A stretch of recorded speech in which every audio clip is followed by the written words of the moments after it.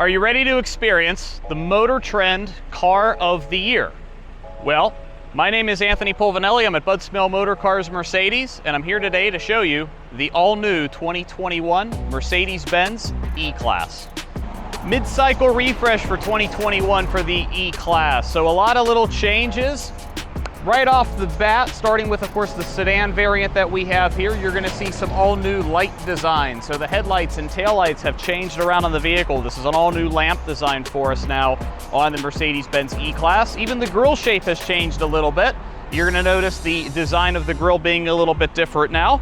This particular vehicle has that new diamond block sport package grille that you're seeing a lot of now on the Mercedes-Benz lineup. You have the air flicks built into the bottom part of the A-wing and the front splitter. There are some options to even expand that splitter on some of the AMG variants as well. Several different light options available. This is actually the new standard LED. We also have some upgraded lights available, including the LED intelligent lighting. One of the new wheel options, every single wheel is new on the E-Class, so a whole bunch of new different variations, various wheel sizes available. Moving across the side of the car, they've kept kind of the classic E-Class line with this sort of broad brushstroke line running the entire way from front to back on the car, cutting right through the door handles. That's one of those sort of notable E-Class lines you're always going to see with Mercedes. All new taillight design. So Benz actually kind of encapsulated the design from the coupes for a lot of the last couple years and applied this to the sedan and the new all-terrain variants as well. You now have this sort of single piece light design, which is cool. It's actually split where the trunk lid is, but designed to look like sort of one single piece LED taillight design. A little more of kind of a horizontal style headlamp design instead of the vertical the tail lamp design that we had in the past. Coming around the car, inside has changed a lot. So what you're going to find right off the bat, of course, are some of the classic design that we had from the E-Class since its redesign in 2017, but with many new features that we're going to cover on the test drive, including the all-new capacitive steering wheel. This is a completely different wheel design from past generations. The cruise control stock has gone away. I'll show you where that is as well. All-new touchpad. Some new interior trim variants. This is actually one of them here. This one happens to be the natural grain gray ash wood. Lots of space in the back on the all-new E. Ton of rear room. You can have this seat quite a far distance back beyond the B-pillar here and still have a tremendous amount of space for 3 folks in the back seat. Extra charging ports throughout the vehicle. Nice little armrest, storage, cup holders. Everything can all pop out of the back of the vehicle here. Everything folds, of course, 40%, 20%, 40% fold, just like a sport utility, so you can fold this middle down separate from the sides as well. Nice big panorama roof, too. Can't beat that when you're sitting in the back seat. So sunroof comes standard on the E-Class, panorama roof, one of the cool options, gives you a nice amount of visibility, especially if you're even in the back seat. All right, let's take the all-new E-Class for a test drive. All right, so for 2021, the E-Class. A lot of cool changes, mid-cycle refresh for the entire class. This is on the sedan, this is on the coupe, this is on the cabriolet, and the new all-terrain, which is the new wagon. So, one MotorTrend SUV of the year. It's been getting a lot of attention, winning a lot of awards. Many different motors offered, many different new options offered. Right off the bat, one of the big things that I definitely notice, I go back to 2017 when they redesigned the E-Class, and the technology at the time was so sophisticated. It really brought a lot of the models up in the entire lineup when it came to some of the really cool new technology with the latest interface that they had in the world of the command system. However, now we already have something newer. So this is the Mercedes-Benz user experience, something that's now found in just about all of the new model lineup, and the couple of vehicles that don't have it yet will be having it shortly. This is sort of like an all-new brain, so the whole operating system has changed on this vehicle, and it's kind of cool. They already had sort of some of the groundwork laid for this particular class, because the E-Class was one of the first vehicles on our lineup to gain this sort of dual digital display all inlaid into one panel of glass. So we've had these dual 12.3-inch digital displays now on the E-Class since the redesign in 2017. The cool thing though is with this new brain, what you can actually do in these screens and sort of how they look and how they operate has actually changed a lot. So you're going to notice a different layout over here to the operating system. You're also going to notice some really cool stuff in terms of how you control it. So on past generations, you had a wheel down here. In some cases, you also had a little touchpad that's sort of lined up over top of the wheel to allow you to control the display. Well, Mercedes has redesigned the touchpad. It is a new sort of haptic feedback touchpad, which gives you a lot more new capabilities when it comes to things like touchpad tap, as well as the way that you're actually able to sort of click down with this. It feels a little bit more like a smartphone. It definitely gives you that sort of feel that you're expecting from more of like a high-end tablet or a phone, with how you can sort of move around and manipulate things on the display. Of course, one of the cool things though too is Mercedes now is allowing you to, of course, touch the display. So because of all these new systems, all these ways you can control it, Mercedes also, with this new type of system, which you'll notice it will talk back to me when I say the magic M word, but you'll actually notice it's pretty cool. You can jump on here and you can move around and control things on the display in real time. Very, very quick, simple feedback where you can jump around and control things on the display, whether you're hopping through the radio stations or moving over the navigation screen. And see, this is nice and really quick and easy to manipulate even while you're driving, which I think was a big part of why Benz finally kind of pulled that trigger on allowing you to touch the infotainment system. For a lot of years, it was kind of viewed as a little bit of a safety concern. They really didn't want you doing too much playing with your screen while you were driving. But to the level they've gotten on this technology, it's a lot faster now. It's a lot quicker from like a resolution and also too from like a display quality. I mean, it's so much easier to see. It's so much easier to move around now on the display. One of my favorite changes is the all-new steering wheel. So this is the all-new capacitive steering wheel. This is actually a design and a layout which is going to be coming soon to the new S-Class, and you're going to probably see this on the 2022 C-Class, expected maybe by the end of the year, as well as some other new Mercedes vehicles. This is the all-new steering wheel layout. A couple things that have sort of changed around and moved around on this guy. They have changed around how the cruise control looks a little bit over here on the left side. They have also changed the button layout over here on the right side with how you can control volume, making and ending a call, voice activation, etc. But again, it's all capacitive. So the idea with the capacitive is you can touch everything on this wheel now.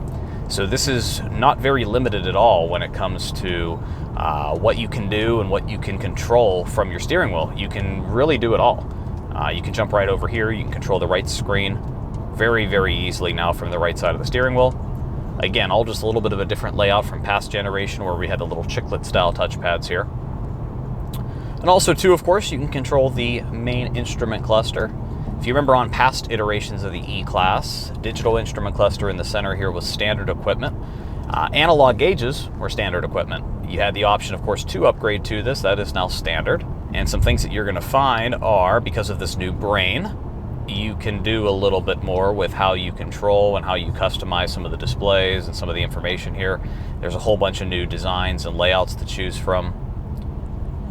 You'll notice it actually kind of changes the layout on both screens a little bit whenever you play around with the designs. A couple other cool things you can do too is you can actually hop into the individual gauges. And if you hop into the actual individual gauge information, which you do by just swiping right or left on the touchpad here, you can actually change individualized gauge data. Now how I'm moving around there is by just swiping right or left to pick the gauge I want to control, and then swiping up and down to move within the gauge. Notice like right now, for example, I have my navigation in the gauge that was the tachometer.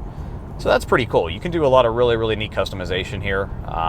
It's a lot of great ways where however you want or wherever you want to see the information, you can kind of play with it a little bit and get a feel that's sort of comfortable for you. So there's a ton of standard driver's assist technology to this model and a lot of really, really cool optional features as well.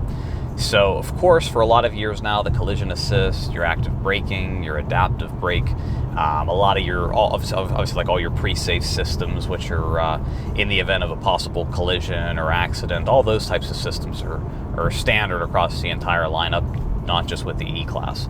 But a few other things too that have become standard, for example, on the E is everything from your backup camera to your blind spot assist on the sides, parking assist, which is really cool on these, the surround view camera. Definitely something I'll be sure to show off here later in the video, where you can see how the camera design's changed a little bit. You of course still have a a semi-autonomous parking aid, where if you want the vehicle to actually help you with parking, it can quite literally take over the steering wheel, the gas, the brake, the shifting all by itself. It can also help you with just finding parking spots or with the array of sensors. So if you're getting close to something, even if you're parking yourself, you can still find that helpful to kind of show you where other things are in the parking lot and to kind of help you out with being able to see and judge a little bit. But of course, as I mentioned, there's a lot of these features as well which are on the road. So some of these features, like of course the blind spot monitoring, which can actually watch the side mirrors.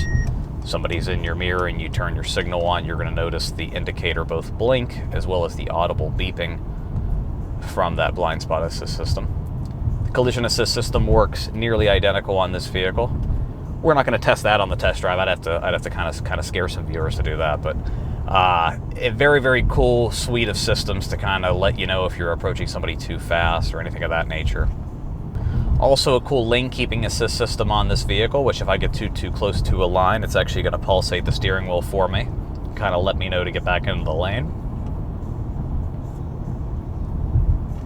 This one even being equipped with the speed limit assist, which can actually use stereo cameras to monitor speed limit signs in addition to the navigation system to let me know if I'm going over the speed limit. So a lot of additional really sophisticated driver's assistance features. We actually, on the vehicle we're driving here, happen to have the driver's assistance package, which is pretty cool. We can actually do a whole bunch of autonomous drive features where we have a radar-based adaptive cruise control, which can actually set a following distance between us and the car in front of ourselves here. And it'll actually not only help me with speed the way a typical cruise control would work, but I can actually select how far I want to follow behind the car in front of me here. If I jump in, I'll temporarily suspend the system. If I don't, it'll take over for me. Now the cool thing is while the system's active, even if I'm hopping in and accelerating or wanting to kind of take control, it's actually still doing something called steering assist. So when I get close to a line here, it's actually sort of pulling me back in the line. So you can feel a little bit of kind of like electronics at work in your steering wheel, where if you look carefully, you're going to notice every so often the steering wheel is actually kind of steering by itself. This is pretty cool. Now I can jump in and I can take over this, I can override it. Notice actually if I take my hands off the wheel, it kind of blinks at me and sort of gets upset. So it doesn't want you to just say, you know what, I'm good, I'm going to take a nap. So you're not exactly supposed to do that. But at the same time, you can let the car kind of assist you with driving, which, especially if you're on like a long highway trip, can be really nice. And this is actually a feature now, this driver's assistance, that you can have on every single Mercedes. Again, total changeover here. Most of what you'll see with this new brain is going to be seen over here on the right side. Once again, just a ton of changes. I mean, it's an all-new brain. Right off the bat, one of the things I like to point to is this new profile feature. It's very cool. You can actually build your own user customizable profile for sort of the whole operating system. Where this can be good is, so like for example, for a lot of years, you've seen this memory for seating, right? So we have it where you can save your seat and save your lumbar and your mirrors, steering wheel. In this, you can expand that infinite times because you can set a profile, and once you're in that profile, all of this memory position for seating, all of the memory for like presets for the radio, all of your past destinations for the navigation, all of that is yours. So you can actually build it all to your own individual profile, so you never have to worry about somebody else that's driving your car, getting in, changing things, changing your presets, changing your seat settings, changing the navigation information. You can literally sort of custom build that whole profile to your liking. If you don't do it, you'll just see it under guest. If you do, you simply create a profile and you can build it from scratch. With the new comfort menu, very cool system. This is how you control now like your ambient lighting, which of course you have the 64 color ambient lighting in the vehicle. You can do multicolor effects, single color effects. There's color wheels, there's color schemes. One of the things I think is pretty cool, I like to show folks, is the color mix. It actually toggles through all the 64 colors. It's pretty neat. The new seat comfort menu, this is good if you've been on the road for a little while. You can actually fire the bolsters and the seat a little bit, and it's sort of like a mini massage feature that is standard on the E-Class. Of course, we do also offer massaging seats as an option as well. Some other big drive improvements to the E-Class was improved acoustics. So one of the things in the past we would offer as an option on the E-Class was the improved acoustic glass. The acoustics as a whole have already improved on the new generation E-Class, so you don't see as many optional stuff there when it comes to improved glass, when it comes to some of the extra isolation, because just as a whole they were able to make a lot of improvements, both with things like the coefficient of drag, how this car cuts through the wind, just to kind of make for a quieter, smoother, more seamless drive. Many of the new Mercedes are some of the lowest coefficient of drag cars in the world, and that is a large part of why these vehicles are so smooth and so quiet on the highway. Done a great job too pulling more power out of every motor that we've offered. So of course we're actually driving right now an E350, which, as you probably remember for the last year, well, it was still called an E350 in 2020. They have upped the power, however. So we do actually have 255 horsepower, 273 pound-foot of torque. If you remember back when they first put a 4-cylinder in the E300 in 17, it was 241 horsepower. So we have gone up over the years, and of course they have kept that the baseline in the performance on what you get out of the new E-Class. If you decide to opt for one of the other variations, so let's say the coupe or the cabriolet, the new all-terrain wagon, they all start at the next motor up from this guy, which is the E450. That's where you get to the 3-liter inline 6, well over 300 horsepower. Beyond that, you have, of course, still offered the 53, which is the mid-tier AMG variant. Has your starter generator with the EQ boost, a little extra power when you put your foot down. And they do, of course, still offer the 63, which is the high-performance AMG, 4-liter bi-turbo V8, 603 horsepower. So you have all sorts of power plants to choose from with the new E-Class. Again, whether you decide sedan, or coupe, or cabriolet, or the all-terrain. Very cool new layout to the backup camera. It's a little bit more seamless. You can see around the vehicle with the surround camera a little bit better than in past iterations. They've cut down on sort of any lost space or gray area where maybe you wouldn't see exactly what was going on around the car. You can, of course, too, change the camera angles. What we just saw happen was me go from the reverse gear to drive, and of course it stayed on since we're still at low speeds. But I can actually zoom around the car at any time. Even while we're on the highway, if I wanted to, I can actually hit this little camera button here and switch the cameras on automatically. And of course you do have a parking assist system, which is this guy right here, where if you engage this and you're driving at low speeds in a parking lot, you're going to see it starts finding spots for us. So it's already engaging, trying to find spots. So if we find a spot, we can confirm the parking spot over here. The car is going to ask us, do we want to pull in, do we want to back in? I'm going to say back in for right now. Press parking button in the center console to start, so we're just going to go ahead and engage over here. You're going to notice that the lights turn green. Green means autonomous. So yellow means you're in control, green means the car is trying to help you out. Now, one thing I always like to say is you can still keep your foot on the brake and you can pulsate the brake as need be. So if you start to get close to something, if you feel uncomfortable, you can always brake the car a little bit. That's entirely up to you. You don't have to. It's up to you if you want to let the car just kind of have free rein. But notice I'm not doing anything with the steering wheel. I do also have that option, but keep in mind that if you do take over the steering wheel here or you start to accelerate, that you are now taking control of the car. So at that point, the autonomous is out, you are now in control. But see, as I was talking, the car was parking, so you can't beat that. Well, that was our test drive of the 2021 E-Class. Hope you enjoyed. Feel free to visit us at Smail Mercedes-Benz off of Route 30 in Greensburg, or visit us on the web at smailmercedesbenz.com.